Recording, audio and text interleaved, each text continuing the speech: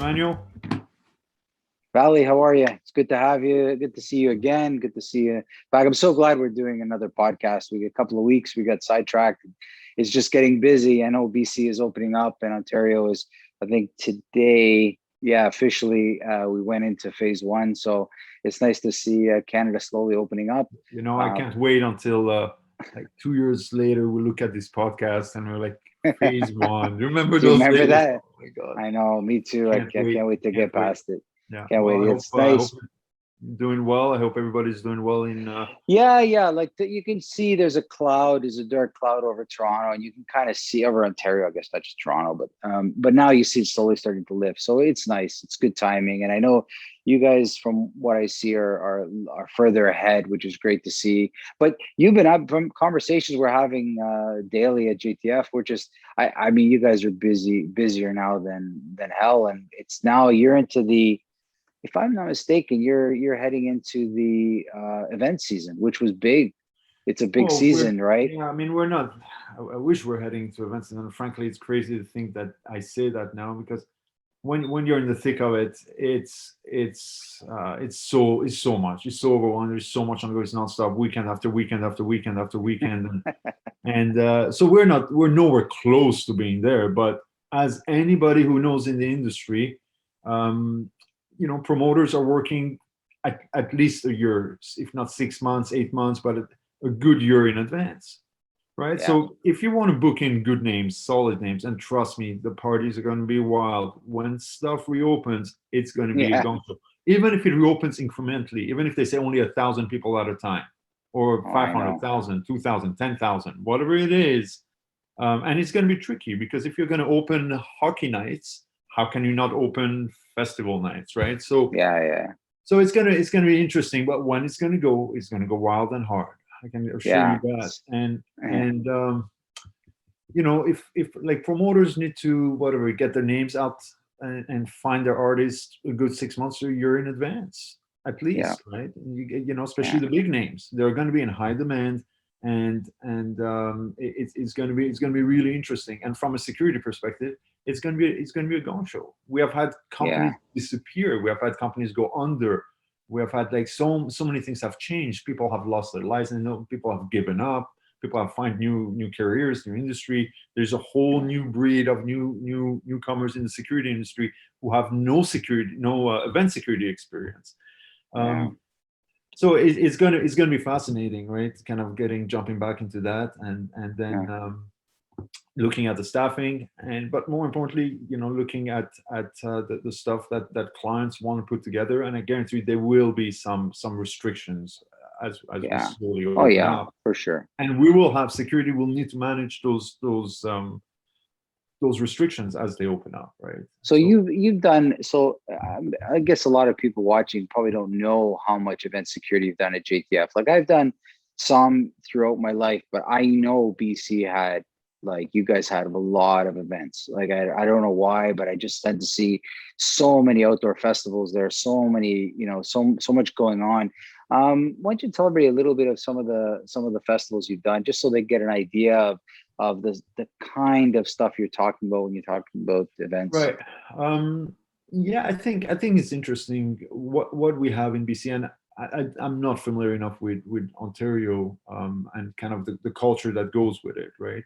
But there is a whole kind of festival touring kind of culture here, where people will essentially go from one festival to the next, to the next, to the next, more or less, right, and take a break in between and recharge. And but you have the diehards, groupies, and of course we got different festivals that attract different kind of tribes and different vibe and different music altogether, right? So we have worked everything from like seafood festivals, food-based, food-oriented festivals that have a gala night, and looking at it, and they're multi-days, right? So there's chambers of commerce involved. It's good for trade and business, and it's kind of like there is an element of music. They might have a couple of bands, comedians, whatever. Like it's full on, and of course there's liquor, etc., etc. And then to the other end, you have the multi-day festivals where I mean multi-day, people are staying, partying, camping, waking up, partying, camping, music, more partying, more camping, more music, and it's intense. Just Yeah, I and could only imagine. they arrive early and they leave late. They arrive early, like meaning the festival is Friday, Saturday, Sunday. They are there on Tuesday, right? Wow. and Wow. they're there until the Monday morning, until they get kicked out, right? And Wow. then they and these are unique festivals. They're great, fantastic venues to work. And then you have the regular type of, like, a Saturday concert, big Yeah. concert at a big venue, 10,000 people, etc., etc. um, and then you have the ones that are way out in the bush, where there is no Yeah. cell reception, and it's a nightmare logistically, because you're still trying to run a business. You got to go way out there, and there's no showers, there's nothing, etc., etc. um, yeah, Wow. it's But really interesting at that level. s- so because I'm sure everyone's quite different, but give people listening just an idea of what's involved and stuff like. So if I'm going to host a festival, and I'm just going to pick a 2,000 people. We're a bird watching festival. We're going to have the birds of BC, and we're just going to like, I've got 2,000 people coming. What's involved? Like what's the obligation to the promoter? Like, where does all that stuff go, right? Because indoors, I could see somebody saying, okay, you've got this size of venue, you can only hold this many people. There's more rules around what's expected on an indoor space in terms of event. But what about an outdoor space? Like, what does that entail? So I think when you're planning an event at that level, Yeah, like if somebody were to the call you, like what's your planning? Like right, yours, like right. you're So I at mean, the essentially, we security. have a questionnaire that we take the client through, right? Okay. And that helps us define number of elements. The big threshold is there liquor being Yeah, sold yeah, of or course. not, Yeah. and that changes the whole thing, right? That changes the whole thing, because as soon as there is liquor being sold, and that and then there is also, is it a private venue or is it a private venue, right? Those two elements also are factored in there. But as soon as liquor is involved, then provincially here in BC, you got to look at somebody, and usually it's the organizer or somebody within the organizing group, needs to apply for a liquor license. And then depending on the size, so anything above 500 people will require a liquor inspector to get involved. Under 500 people, the RCMP, which is local jurisdiction here, or different police jurisdictions, and they will say, you should have 2 to 4 guards to the organizer. I see.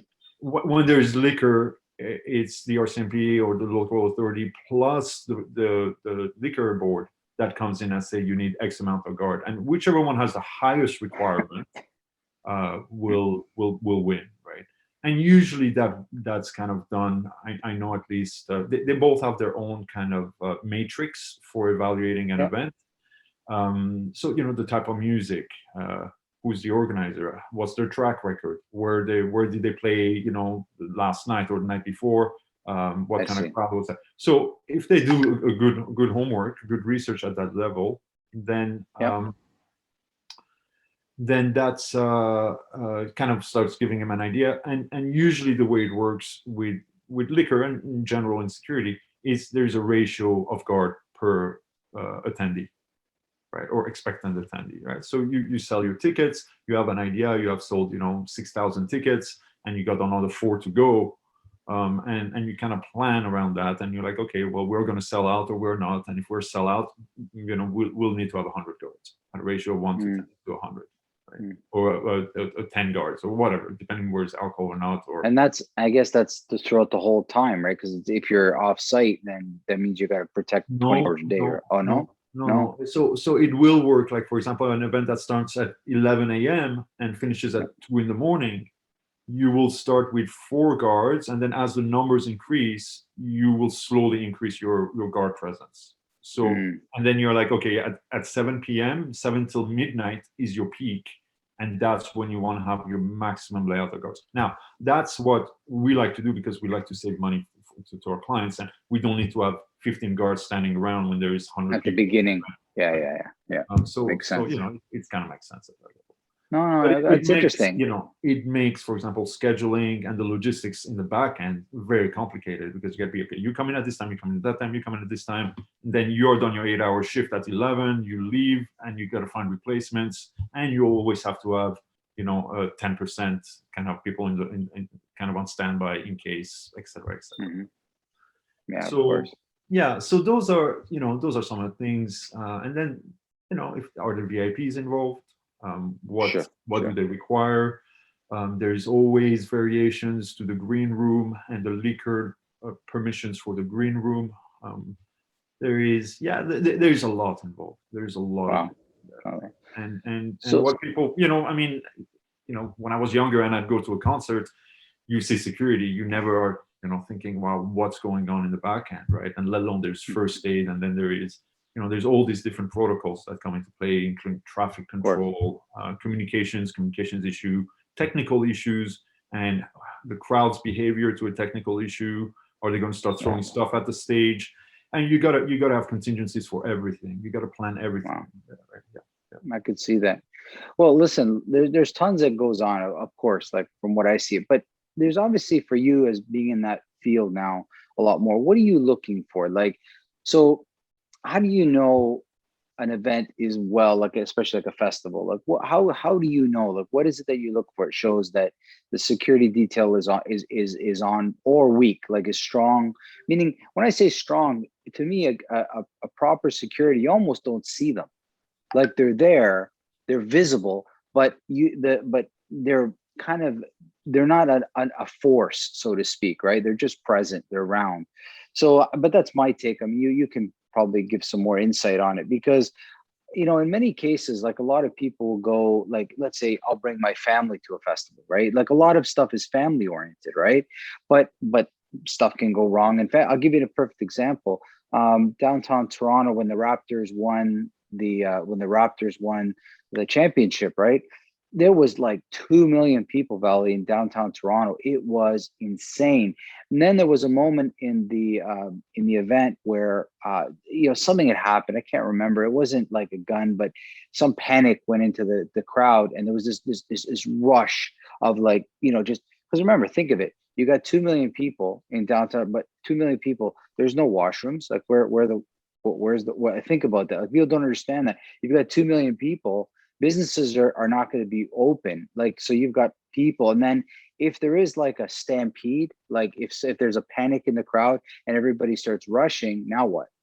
Right? And it actually happened. And I was like thinking to myself, I go, before I bring my family somewhere, I should probably have a good idea of what is proper. What are we looking for, right? So give me your impressions of what you like to see at a festival in terms of for good security. Right. I think there's a lot to say with what you brought up. Maybe I'll answer directly the question regarding good security at a festival. And I think a lot of it will boil down to the nature of the festival and how the festival itself is rated. So, for example, we do a bluegrass festival, which is pretty chill. It's been going on for 25 years. The average age is 62. Um, Hmm. Not to say that there aren't issues. You can have medical issues, you can have first aid issues, you can have lost kids, which we always have. Hmm. You can have weather problems that cause all the Yeah. problems, et cetera, right? So, but it's a very different approach than a hockey game at a big stadium, and you're expecting Yeah. alcohol, you're expecting brawls and fights, and there's soccer game between two rival Rival. teams, and it's gonna burst out somewhere, right? So your approach to those type of events is very different. Now, Hmm.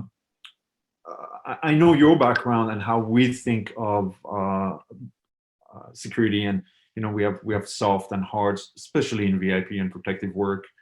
Um, and with us specifically, yeah, you won't see the one individual who is very close to stage, who is in plain clothes. There is minimal plain clothes at a lot of these festivals, because the name of the game, for when there is liquor involved, the liquor inspector says, I want at your peak 50 guards on the ground. and those Yeah. 50 guards have to be clearly visible, Yes. right? No, for sure. Yeah. Yeah. So those guys, and the brighter they are, the happier the liquor inspectors are, right? Because he Yeah. looks around, it's like security, security, security. You just count them literally. It's like, Yeah. okay, you got your 50 guys, right? Now, if we're depending on type of event, yeah, then we might have 2, 3, 5. Now you have your big imposing type of guys, which you need your fair share of. Stage front, access control, you need some of those guys. You need to have a bit of variation, especially gender and race, and kind of like those are some considerations to bring into place. There needs to be a healthy kind of team and culture within the security group. You see very quickly some companies are heavy-handed. The guys are, they get to throw their weight around, and that's maybe more of a cultural thing. Yeah, I mean, we have had events where it's multi-security companies working a single event, and it sucks, but you have had to actually detain and handcuff another security guard who's partying too hard that night. So the event is over, and and it comes to, anyways, like stuff like that happens. That's culture, right? That's culture. Yeah. And don't get me wrong, a lot of guys who are in the festival security kind of culture, so they like to work events, but they also like to have a good time. So after Well, their I shift is would. over, they want to be part of the party, and it's part of the perks. It's part of the perks of Yeah. being part of security. Yeah. It's like, yeah, okay, you work from until 2 a.m, but at 2 a.m now you get to go have a good time. Other outfits, not so much. Is to the point. We get our work done, Yeah. get your rest, enjoy your rest, go for shower, whatever, take care of the basics, and you're back on. Before you know it, you're back on, right? So there is that element. But really, what what you want to see from an organizer's perspective, if you're in the business of picking a security company, you want to pay attention to the questions they ask you, right? If when I'm going in and I'm dealing with a potential client, I got so many questions, just trying to clearly understand the event. And okay, well, Of how course. the whens, the whats, the how we're going to manage all those various elements, right? So um, yeah, there needs to be standard questions. It's not just like, okay, hey, can you send us security?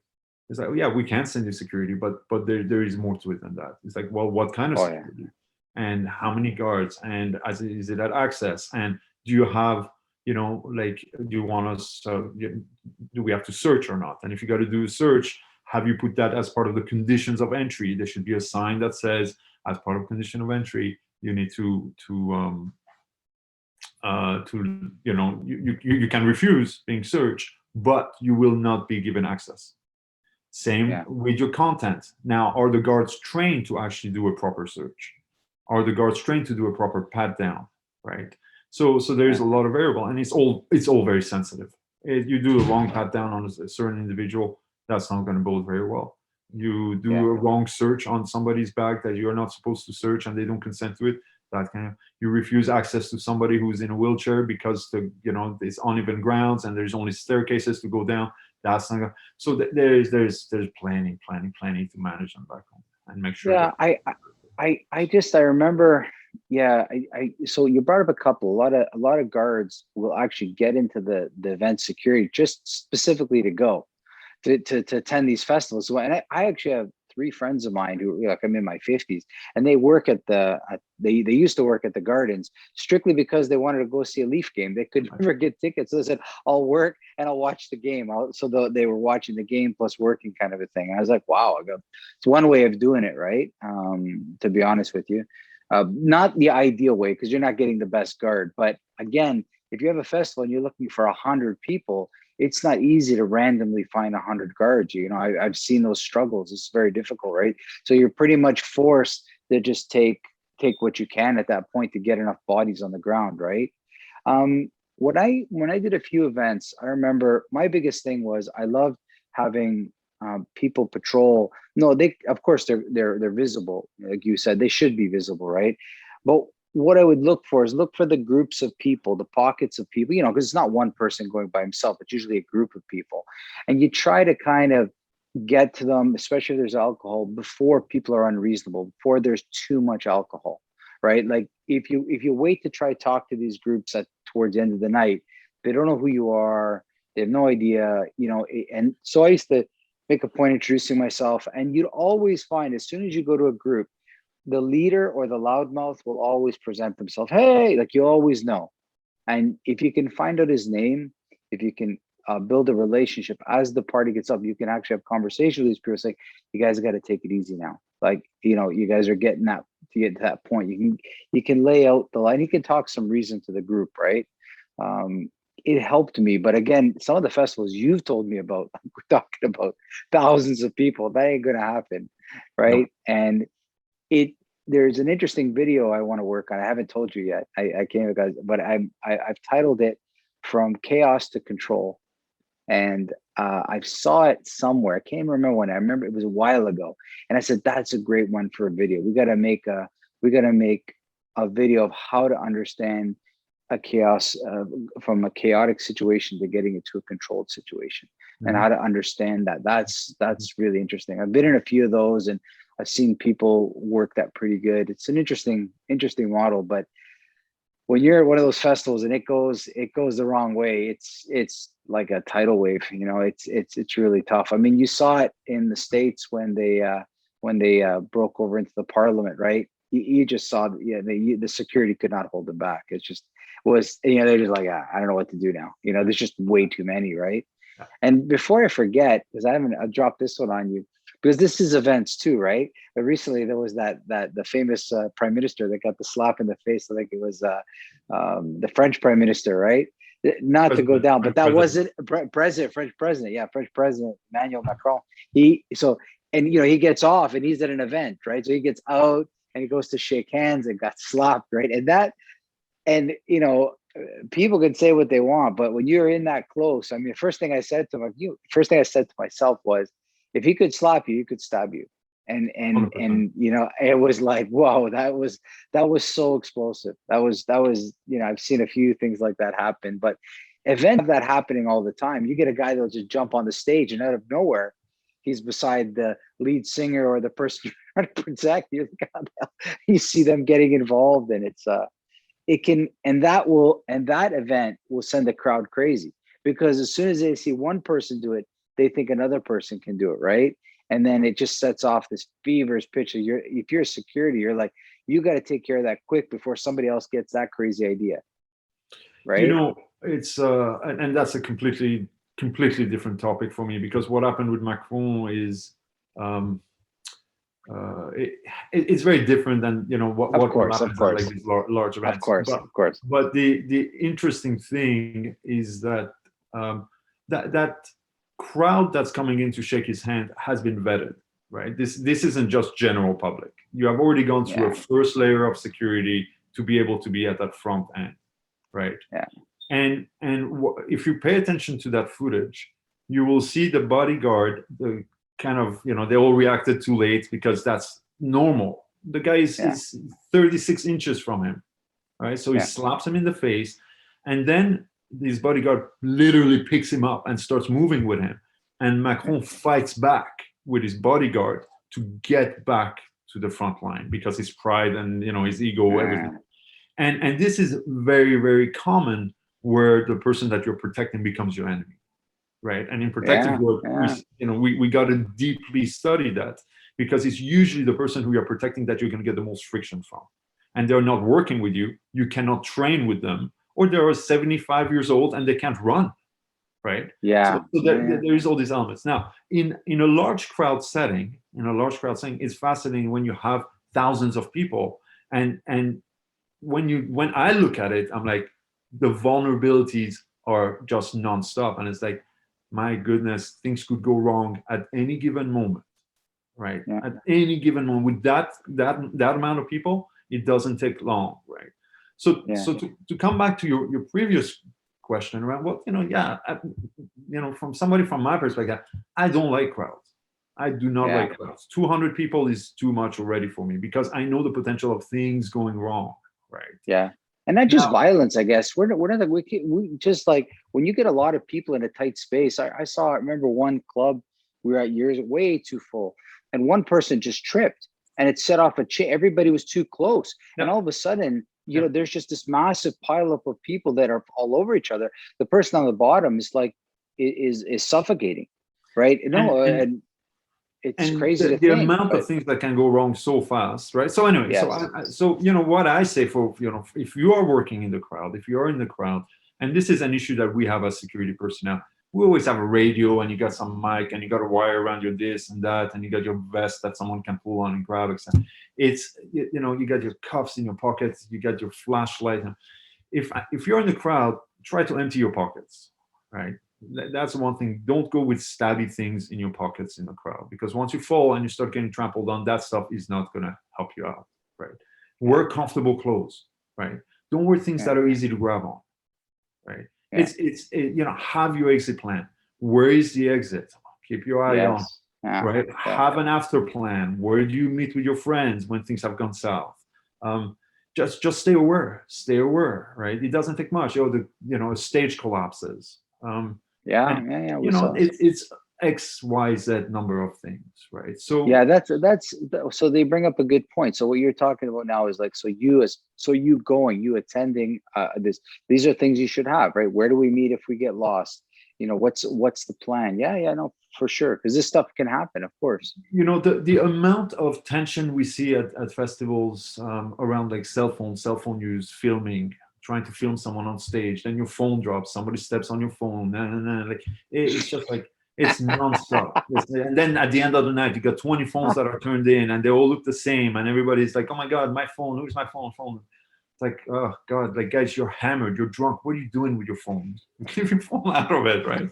But everybody wants to get that last footage. Everybody wants the selfie. Everybody's like, So in Toronto, I don't know if they finally, we had the Scarborough Bluffs here, right? We have this legendary part for those watching. If oh, I love the this is bluff. part, Yeah. yeah. But the problem is, there's big signs says, "Please don't go here." Everybody goes adventure seek, and then they literally fall down the bluffs, and and they've Yeah. got to be airlifted. It's like a $5,000 charge. It's like you gotta get a helicopter. They think like everybody's fine. They just don't understand how dangerous it is. And they finally put a gate. They said, after, I think, how old am I? Like, they've been talking about this for 20 30 years, like Yeah. 20, 30 years. They've been talking about this. They finally given up telling people, posting signs, having guards. They finally just erected a huge fence. It's just, Yeah. forget it, guys. Like, Yeah. no one's listening. Yeah. And I think when an event organizer comes to you, he's obviously trying to say, yeah, everything's cool. But they're usually novice. They're usually not very seasoned at it. They're doing it and they're trying to downplay it, but the how quickly things can go wrong, and it's usually silly stuff, like you said, stage collapse, anything like this, right? Like the medical Like issues that happen, simple right? stuff, like medicals are big. Lack of water, lack of toilets create all sorts of tension among Yes, people, right? The yes, porta yes. potties are full, and you know how many times you're going around. It's like, hey, the porta potties are full. It's like, okay, I'll radio it into maintenance. Sometimes I'm like, well, we should bring like extra rolls of toilet paper for people, because I'm always like, they're always out of toilet paper, and it's like, sell it for $5 a roll, man. Just supplement it, right? There you go. Yeah. So you have your belt on. So You got your belt on with your roll, sell it by the square, like they do in Europe. Like just they do pull 25 cents a square, like an right? arm's length. Here you Oh go, an God. arm's length. Right. But it's like, it's silly things, right, that people don't understand. Yeah, And then you got always the lost kids, always the lost kids. yeah, and that's, Right? And it's always like, oh, we got to be serious. And then part of that, there's well, an the parents are freaking out. The parents well, would be freaking out. parents freaking out. But then you got to be like, okay, is there more to this story? Oh yeah, well, we're just going through a hard divorce. My wife didn't want me to be here with my kid. Oh, I see. So now, Okay. So what does so your now it's wife an do? Amber Alert. And Yeah. then you do this, you got to do that. And then it's like, oh, some of these bigger, larger events, then it's like, oh, okay, we got to go into lockdown mode, right? And there's the Yeah. camping area. And then we got to search every tent. You got to gridlock it. And you got to have a whole command system. And then you have like volunteers who are on their 22nd beer, who are like, hey man, I want to help. It's like, no. So you want to talk about event very quickly? I'll tell you, when if you ever been to Disney World or those places like that, so when a kid goes missing, it is like you've never seen. If so, there's good. They've got guards all around, right? And if a parent goes and says, "I've lost my kid," the whole place goes into lockdown. The front entry, everything It's the same stops. everywhere. It's the It's same at gone. any event. Yeah, Any like event. it's like wow. I've never. It was like a complete lockdown. I didn't know until I saw it, and then it was just till the kid is found. And again, you said the parents are freaking out, and it gets serious. And it's nothing. It usually is not more than that. It's just the kid went off and played somewhere, right? That's all it usually is. But like you said, if somebody says, well, I'm going through divorce and there's been some problems, now all of a sudden you have to decide, is it an Amber Alert? Like, is it like how far, you know what I mean? Yeah. The lockdown is the Amber Alert, right? So Yeah. that's the automatic. It's like, oh, we have an Amber Alert, get lockdown, everything. But head of security needs to go look into it and is there more to this story or not? Now we're very private about it. Even the Amber, Yeah. we don't give anything over the radio. We don't give descriptions over the radio. Nothing. We have our own internal communications. But yeah, I mean, it's you got to dig into it, and funny things come up. Some of my darkest experiences have been at festivals with stuff like that, where you got to get family services involved, and you got to, it's like, oh yeah, it's just, people are coming there for good times as a family, but then they're not smart. They do stupid things, and then we're left with making hard decisions. And it's like, well, the last thing I want is to call for family services, but we have no choice. We're bound. And luckily, I'm not alone in having to make those decisions, right? We get, usually by then law enforcement and some harm reduction team and and it's like, let's sort that out. I think people listening to us talk, I think they're slowly starting. If you're listening to this, you slowly start to see how complex these things are, right? These are not. There's so many things that can happen at events, and it just goes back to the idea of, like, when you hire a security company, you got to get somebody that has been around, right? There's, like you said, the times are changing. You get a lot of new companies in the security industry. Nothing wrong with it. The problem is they're making novice mistakes, right? And that becomes the problem. You need to make sure that you're asking the right questions. And when you're attending a festival, you also need to have a plan for yourself, right? So good security company that knows what they're doing. I know you guys are getting booked up. So I think if anybody's listening and they're thinking about an event of any sort and they're going to call JTF, I would do it sooner than later, because I know you guys are opening up. Every time I look, as it seems like it's going faster and faster than Toronto, for sure. Yeah, I mean, I'm not. We're already getting some requests for the fall, and tentative, right, depending on things go. But really,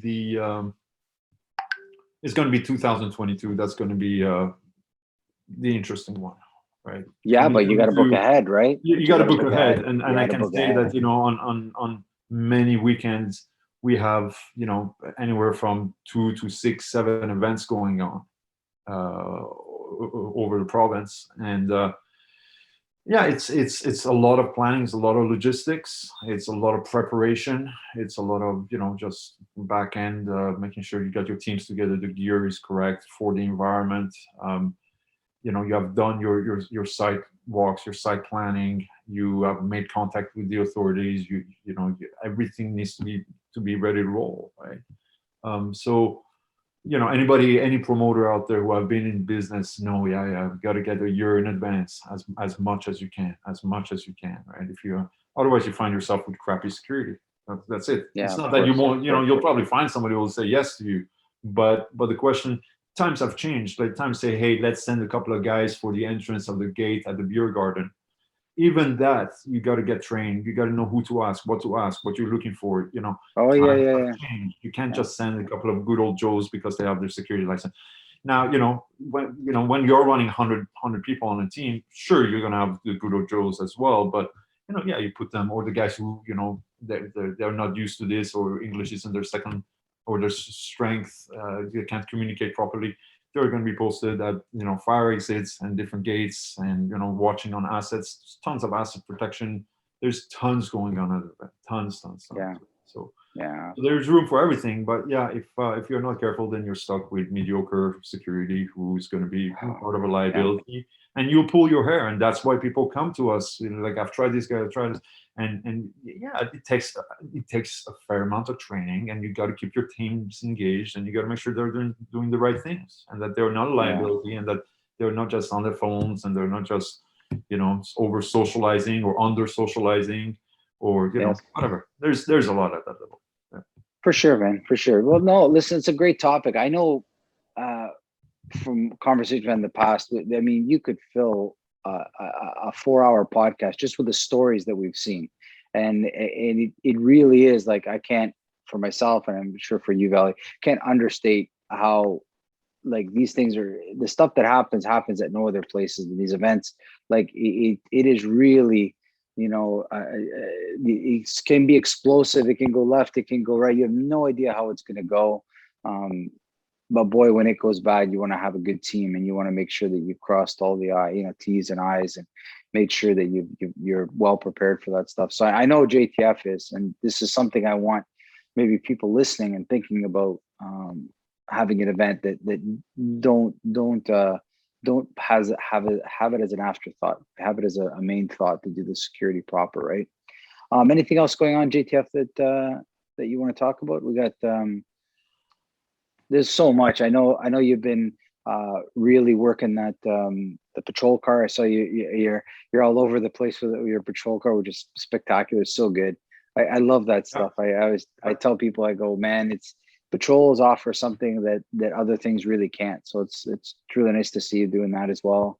Yeah, that's been really fascinating, and interesting kind of curve. Working with the fleet, working with the cars, working with nights and communities, and everything that goes with that environment while the world is sleeping. Let me tell you, while Yes. the world is asleep, right? So Yeah, no, there's a crazy world out there. Right? Yeah, no, it's like a forest. Like, until somebody has gone, people It's a think the forest is jungle. asleep. It's a It's a jungle. jungle at night. It is more alive. It is more alive at night than during the day. It's crazy to see how much goes on. Right? And the other thing, we got a video coming out shortly. It should be ready. So stay tuned, guys. There's a JTF. It's coming. Yeah, it's coming. It's brewing.